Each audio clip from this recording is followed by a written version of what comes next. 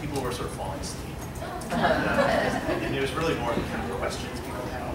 So I asked Glenn, I said, you want me just to take questions and talk about different things? She said that would be great. So I'll do it here, and then I guess I'll do a second breakout for people who couldn't make it.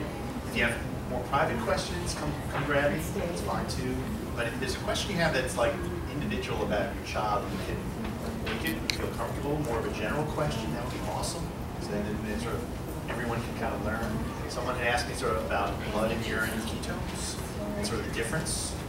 It's very individual, but I'll take it and make it more broad. So one of the questions was sort of why blood and urine ketones can be different sometimes. Ketones sort of in general on the ketogenic diet are kind of a hot topic. I kind of broached it briefly.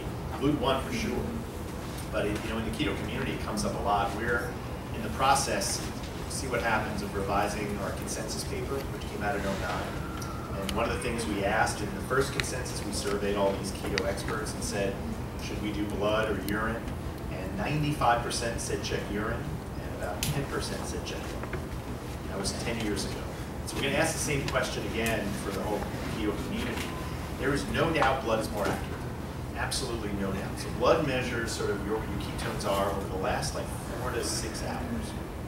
Okay, so you get a really more sort of accurate view of like something that happened right then and there. So if you get a call from a family, or I do, and they say they had a big seizure, if you check a blood ketones, it'll tell you, well, in the last 4 to 6 hours, if they're low, maybe they cheated, maybe something happened. Urine ketones measures anybody? It's like 24 to almost 36 hours. So urine ketones are notoriously less accurate, okay? But it's a whole lot easier. So families can, you put a cotton ball in the diaper for urine ketones. Adults, it's a lot easier for them, they're just on a stick somewhere. So the urine ketones are less accurate. They measure a longer period of time, but they still give you a sense of maybe the last day. So it probably doesn't help us much on like an immediate answer. So if someone had a seizure and they check ketones and they're large, something happened real recently, I may not have seen that effect for a little while, so I may tell families, maybe check ketones tonight or tomorrow morning and just see if there's a difference. The other thing is urine ketones do fluctuate a lot during the day. You guys probably noticed that to some degree. So urine ketones can be often very low in the morning and sometimes very high in the evening, whereas blood ketones are a little more constant, extensive throughout the day. Sometimes it's a big difference, I may adjust. So I have some families who come and they say, we're seeing more seizures in the morning, ketones are low in the morning, and I say, well, that's natural. We're going to see lower urine ketones in the morning, but why don't we try like an extra high-fat snack at bedtime or even after bedtime, wake them up, give them a little snack, and try to boost the ketones in the morning. But urine is absolutely less accurate, but it's a whole lot less invasive. So Special Ed Dr. Smith talked a little bit about ketones. She feels pretty strongly in the adult group about just doing urine because it's hard enough for her to keep adults compliant. To have them sort of checking blood ketones is really just too tough. So urine is kind of good enough, I think. So good question about ketones. Other things? Yeah. Yes, so the question I have is, I saw somewhere about a measuring device to measure ketones through your breath. Oh, yes. Do you have any comments about that? So there are 3 groups. One group is out of Israel, another group's out of Toronto, and then there's a third group that I think Mackenzie's working with somewhere in Texas somewhere that's working on it too. They actually had one of the conferences are starting to present some of their information. They weren't here, but it's coming. And I think there's one you can even buy on the internet too. Yeah. Well, I'll make a comment on that. We purchased it. I like to try everything. The challenge is not that the stick necessarily doesn't work. It's just that my son, he's 16, ketogenic diet, and diagnosed stage 2. He can't figure, you're not supposed to breathe in before you breathe out. There's some specific things. And for him to be able to control his breath and then also keep his mouth completely around it and make the blow properly. So I've never really trusted the result from him doing it because he's unable to really be compliant with what the stick says you're supposed to do. So that's just depending on your child. If your child is really great in their mouth control and breath control and all that. Tonics, so maybe they'll make some changes and enhancements in the ways that they work, but that one was challenging. The data is supposed to be pretty accurate. So. If you can do it right. Yeah. You had touched a little bit when you were talking there about those mad keto things a little bit, so Yeah. talk to some people that they're on that, and I don't really understand how. Right. Sorry. I know that's a broad question. It's a good question. We've had debates even at ketogenic conferences where like people have like one person here and another person at another table, and they do like kind of a mock debate. Debates are kind of fun ways to kind of educate people and learn about things, and which one is better and which one is not. Most of the data now would say they're pretty equivalent. So the idea of the modified Atkins diet was really by what parents were telling me. Initially, it started by parents who had been on the ketogenic diet for long periods of time. Actually, the first one was not a GLUT1 family, but they had very severe epilepsy. They were on it for a long time, and they were not weighing and measuring foods. They weren't calculating things. They were not checking ketones. And I said, "What are you doing?" You know, and I looked at their food record, and my dietitian was like, "It's sort of like an Atkins diet." And we said, "That's interesting." We checked their ketones in the office, and they were high. So we said, "Whatever you're doing is working." And then we looked and realized it was against sort of a lower ratio ketogenic diet, but they were just eyeballing all the different foods and things. And so that's kind of what we've sort of taken now to try for the first time with kids, and it's been about 14 years. We tell families in the clinic, we say, you know, encourage high-fat foods, keep carbs. Generally, most kids, we do now 15. We started with 10. We do mostly 15 grams, and adults we do 20. And then the next question that comes from them, well, what does that mean? We say, well, usually give them a carb counting guide, which kind of says, okay, you know, apple, you know, a slice of apple has this many carbs, this kind of food, you know, a cookie has this much. But we don't restrict what carbs they get. So the low glycemic index, it's actually more carbs, but their glycemic indexes are less than 50. So like banana, it's a high glycemic index, but blueberries don't. So they're very specific in what kind of carbs you get. And I agree with you, I'm not sure it's appropriate for GLUT1 to be on a low glycemic because you really get almost no ketones in that. The modified Atkins, though, ketones can be pretty high. But as Dr. Cervenka mentioned, in some families, we say, oh, it's a one-to-one ketogenic diet. It varies day by day. And that's sort of the beauty of it, is that it's really meant to be more flexible. So we have families who come in on a modified Atkins, and they're on 20 grams of carbs a day. They're really pushing fat, and they're on a 4-to-1 ratio. So you're doing a great job. And we have others who are more on a 1-to-1. And then some days they're 3-to-1, some days they're 1-to-1, depending on what they need. It's meant to be pretty flexible. So I've had some centers say, well, you know, it's the same thing as you mentioned. There's what's kind of being thrown around a modified ketogenic diet, which is essentially kind of like just a low ratio 1-to-1 ketogenic diet. It's different. So it's interesting. We usually teach it in the outpatient. Families don't get admitted, they just sort of start it. But it's what they use predominantly in the adult center. So they spend about an hour teaching families how to do this sort of modified Atkins. The biggest problem is the fat. You know, so if you sort of do it on your own, people end up on sort of a high protein, low carb diet. That's what I did. Yeah, when people do it on their own, like your natural tendency is to gravitate towards protein. So you'll have like a steak and you'll have vegetables, and then they come back and they're not making much ketones. And the adult dietitian at my pediatric too will really say, all right, here are fats: butter, mayonnaise, oils, whipping cream, avocados. They're like, oh, that's great stuff. They just really weren't eating those. When people transition, it's not as hard. Okay, so for some of you guys, if you're like on keto and you're thinking of going to modified Atkins, it's really, you know what the foods are. Basically, the difference is you're just not weighing and measuring anymore.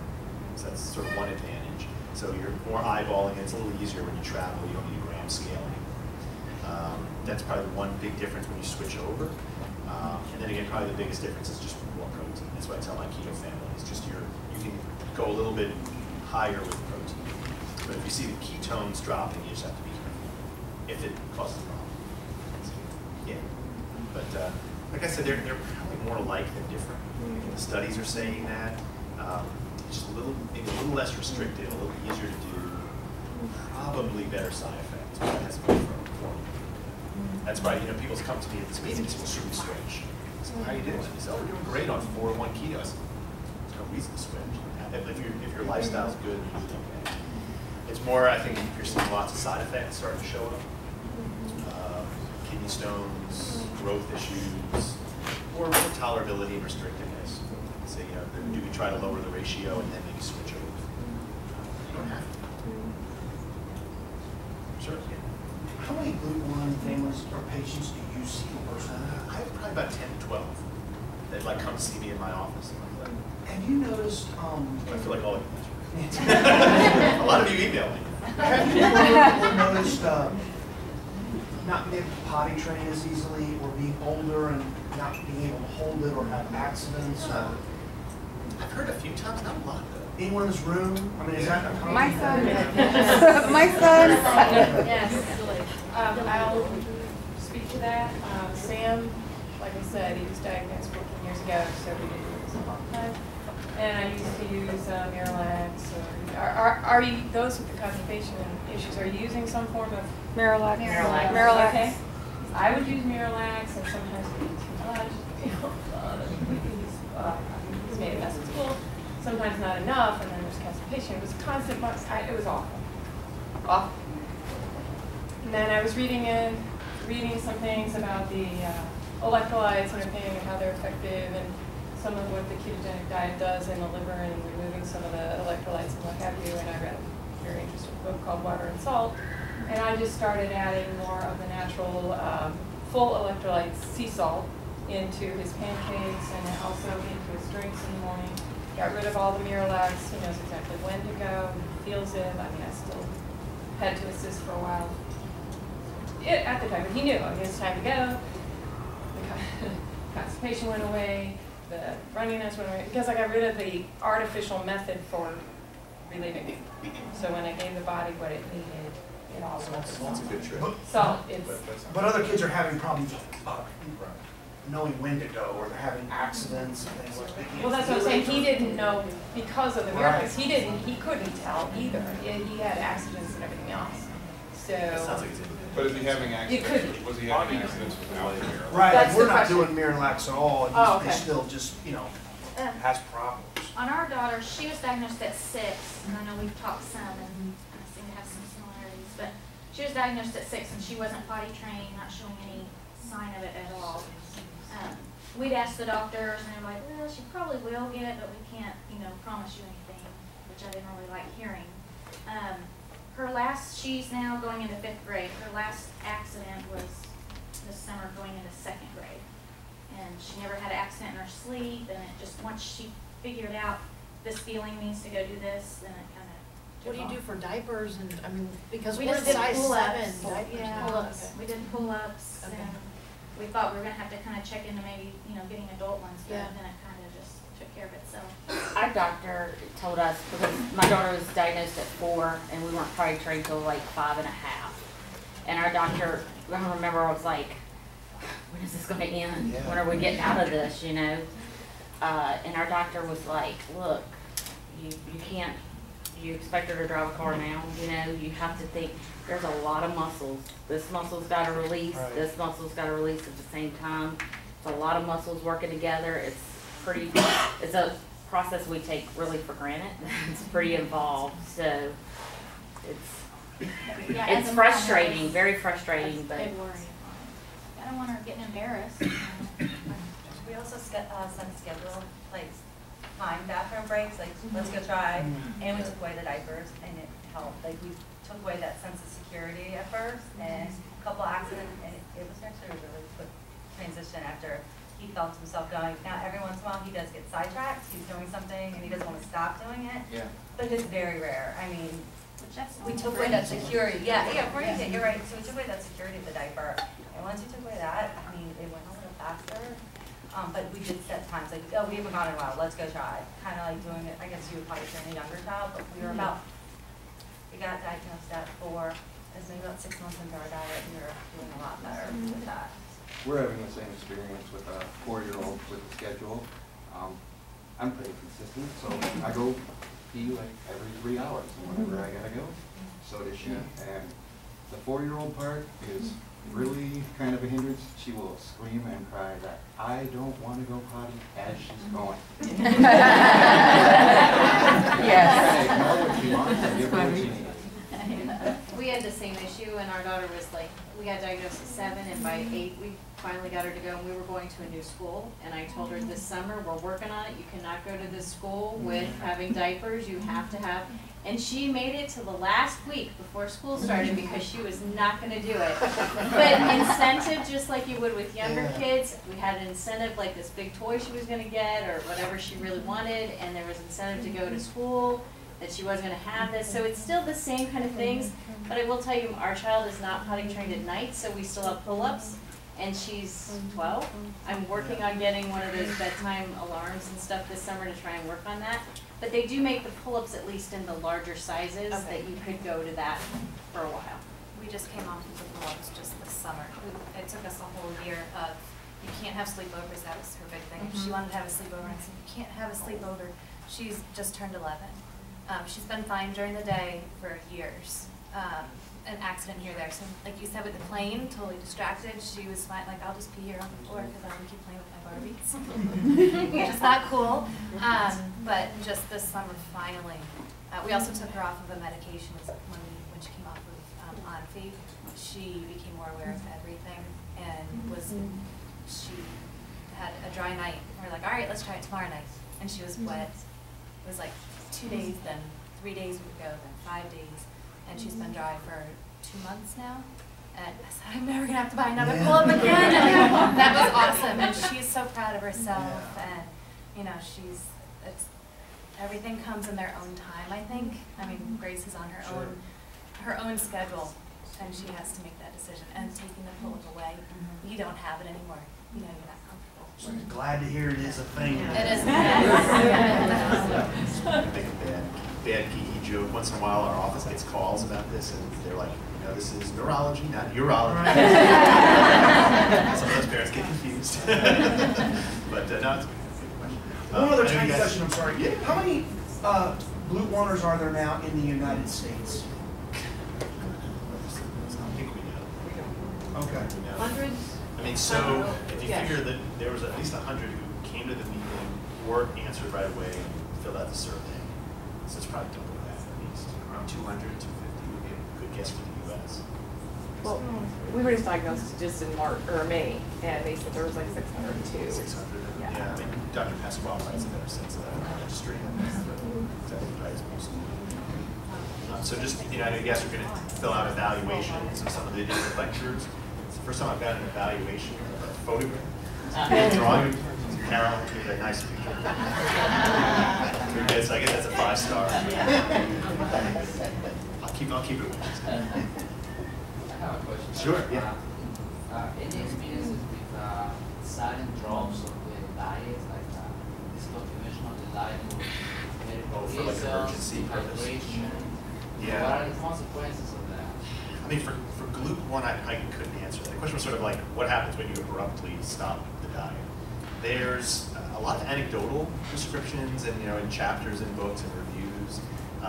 There's sort of this, you know, if you get a hold of glucose, that seizures get worse. I mean, essentially, the low glycemic index treatment, which was created at Mass General in Boston, was designed because of that parent. Okay, that they got a hold of glucose, they had more seizures. And so the idea of the low glycemic index treatment is nothing to do with ketosis, but sort of keeping your blood sugar stable. Seems to work, so at least maybe part of the mechanism of the diet may have something to do with that. And they'll acknowledge, just like I do, that there are some families where nothing happens. Families email me, actually I just got one the other day.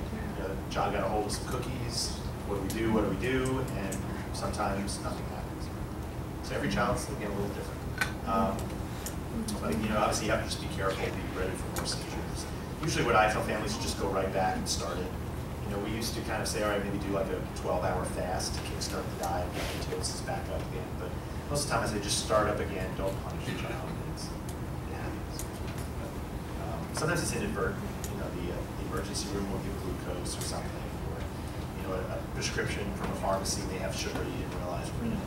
So usually we just try to, when you realize the problem, just go right back to the diet as quick as possible.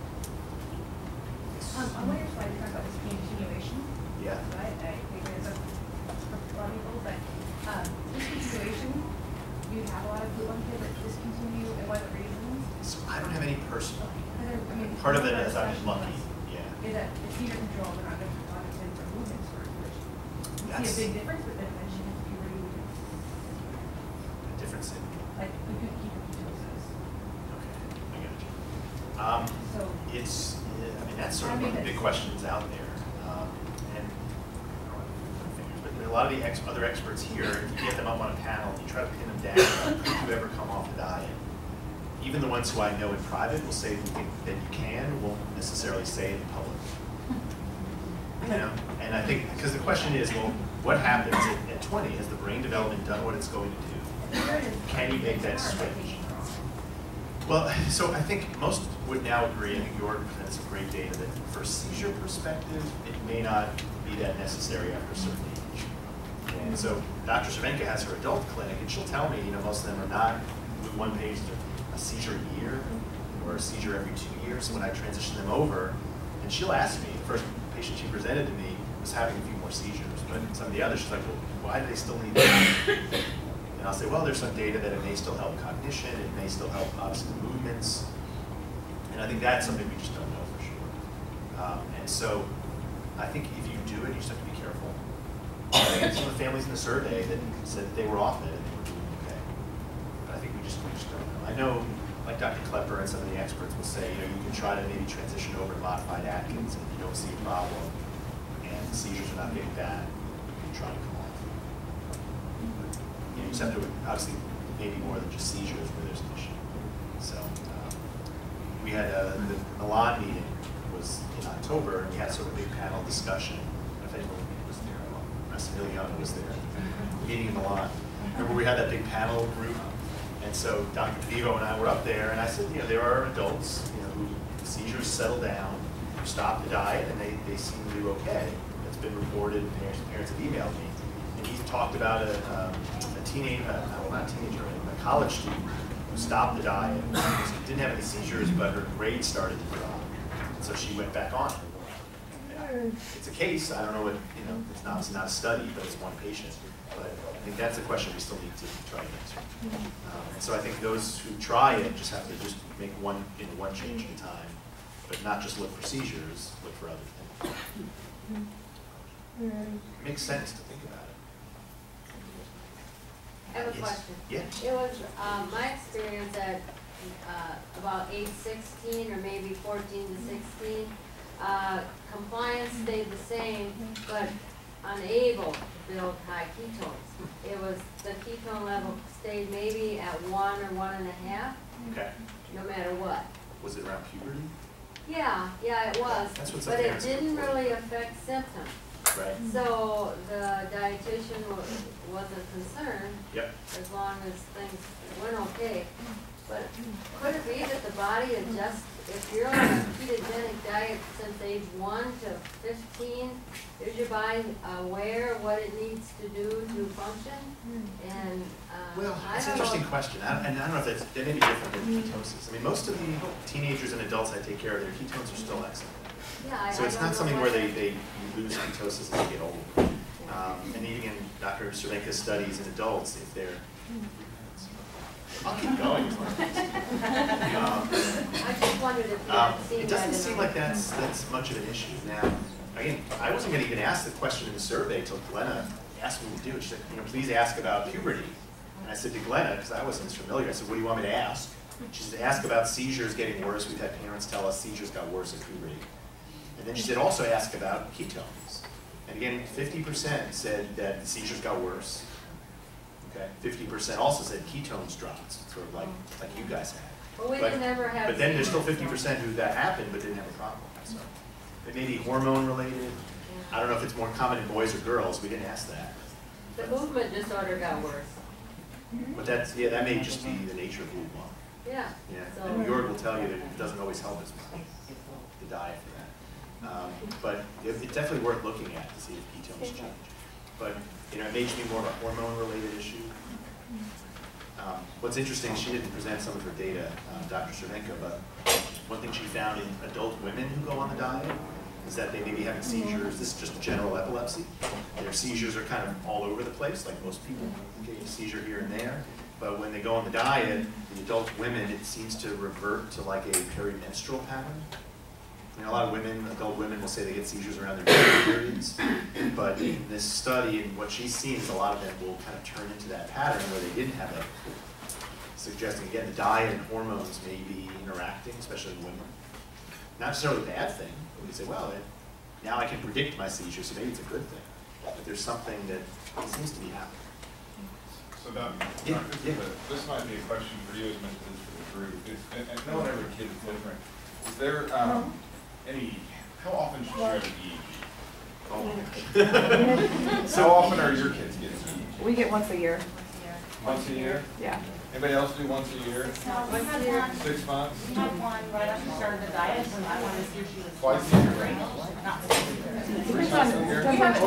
Couple times a year. So are you getting them when they're showing symptoms, or are they just on the calendar, we're gonna go get an EEG, we're gonna see what's happening with the brain? Calendar? Ours is because anyway, they won't see nothing at the time you see We're something. talking a lot about not treating ketones, but treating symptoms. How do you feel about a kiddo who might not be having any seizures, but might have a terrible EEG? I mean, do you still just treat? And you're getting into philosophy. Well, it's very tricky. It's someone like this on the rocket chart for mental and physical. Thriving on the diet. But their EEG is EEGs are interesting. So in the consensus paper in 09, I went to ask the question again. The entire group felt strongly that you did not need an EEG as routine management. They felt you could do one. It was listed as optional. And I think most of us, not just even for driving, but just like epilepsy care, get EEGs if it's going to change something, good or bad. Okay, so I'll sometimes get an EEG. I probably get more EEGs than a lot of other keto centers. I get one in a year, more just to give me a little more evidence. This is for average epilepsy. I say, look, seizure. I kind of use like baseball. Unfortunately, I'm a Mets fan. I do like baseball. And I use sort of like a baseball analogy when the families come in here. I say, everyone wants the grand slam. And so that's seizures better, less medication, better cognition, alertness. And then I say the fourth, to get you the grand slam would be an EEG. I say, triple's still pretty good, right? And so the family says seizures are down, we're on one drug, we were on 3, now we're only on 1. They're better in school, everything's great. And I say, you're doing awesome. So let's get an EEG in a year just to kind of see if that shows that Lennox-Gastaut or whatever other epilepsy is working too. And if it does, I say that's great. If it doesn't, I don't always get too worried about it if everything else is good. The only time where I really do place a lot of EEG is in infantile spasms. It's a medical emergency in infants. And the family may say everything looks great, but the EEG looks really bad. I say we're not doing what we need to do. But there's mixed data, how much the EEG really changes on the diet. Food one, I don't know. Some studies say it helps, some studies say the EEG doesn't change. So again, I do it if I'm going to make a change. If I'm trying to really confirm that the diet's helping, I'll get an EEG just to do that. If I'm thinking of coming off the diet, I definitely get an EEG just to kind of make sure that it looks quiet, if not stable. It doesn't have to be normal for me to try to come off the diet. Good question. I'll keep going. I think I'm here for another session. Yeah, you are. Yeah, I have coffee something. Yes.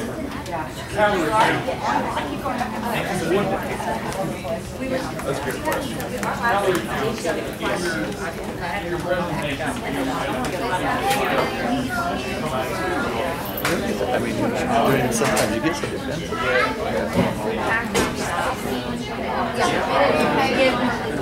Encontrado una niña muy bonita. Encontrado una niña muy bonita.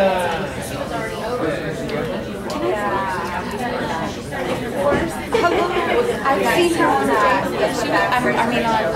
whatever, site. She's recently, last couple of years. Okay. She was sick. She was sick. And now she's low. But she dances a lot. Yeah.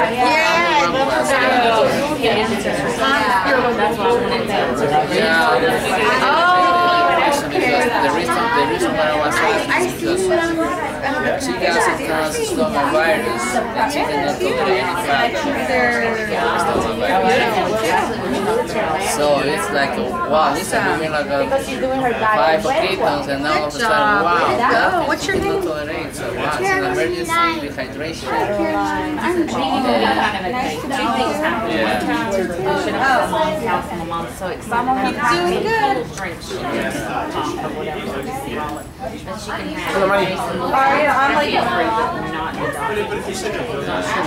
my daughter was sitting there enjoying it. Nothing happened. We didn't see anything. Now, fast forward, she's 13. Recently, we started noticing some movement. We started noticing which I've seen my daughter look and you think this child doesn't have movement. So we're seeing it. I'm seeing the seizures. I'm starting to see some drops on her in the morning. What's going Gradually get worse. Jason's like, I think she's cheating. So all of a sudden, you get to zero.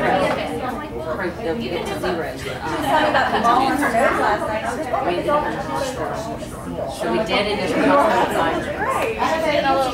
But that's okay though, like she's absolutely right. So it was actually ended up being a good thing. But, you know, they were children. Yeah. So I kind of feel a little bit better. Yeah, the sense that you've been there, that road, zero, and then, side effects, but not I don't think that'll happen with my daughter. Good. Not I can't say that that will help with other people's kids, but we feel pretty good. Yeah. But you walking everywhere. Yeah, drinking your To water. draw a picture of the doctor, like. Oh, that's awesome. Yeah. That was Thank a cool you for one, sharing didn't it? that. All right, Yeah. but I wanted to catch on to somebody because they always had me so scared. Yeah. You know?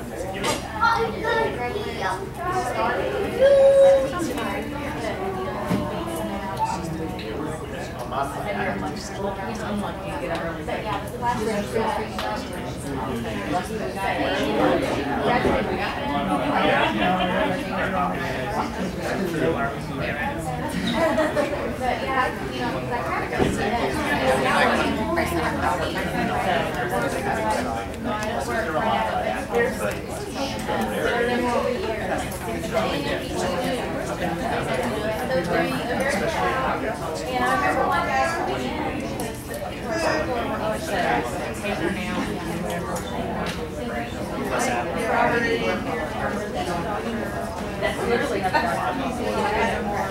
so,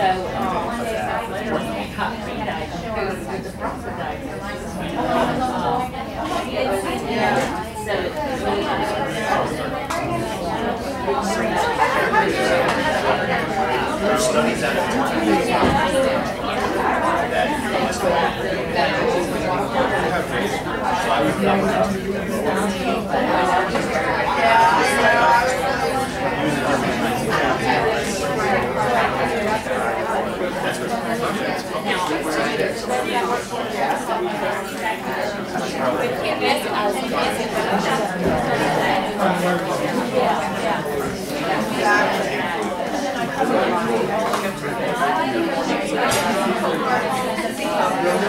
Viene conmigo, ¿me la prestas?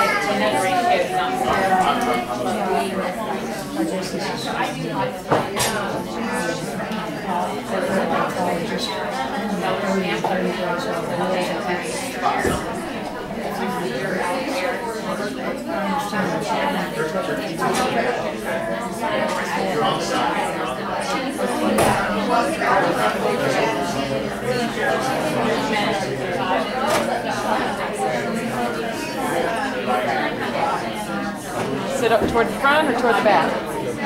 Toward the back. All right.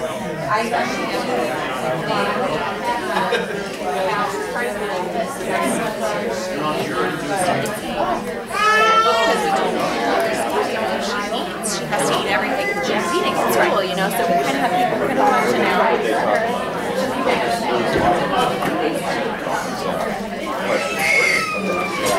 I may say, let's see what Did they tell you how that was? He said it was good. Yeah, that's all I get. Did y'all have an okay night? Well, yeah, but we had everybody coming in. Oh no, he's alright. He's alright.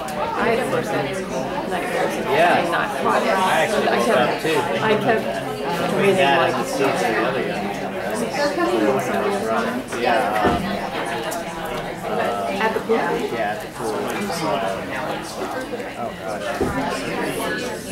I need to get myself into exercise. It wasn't Dalton?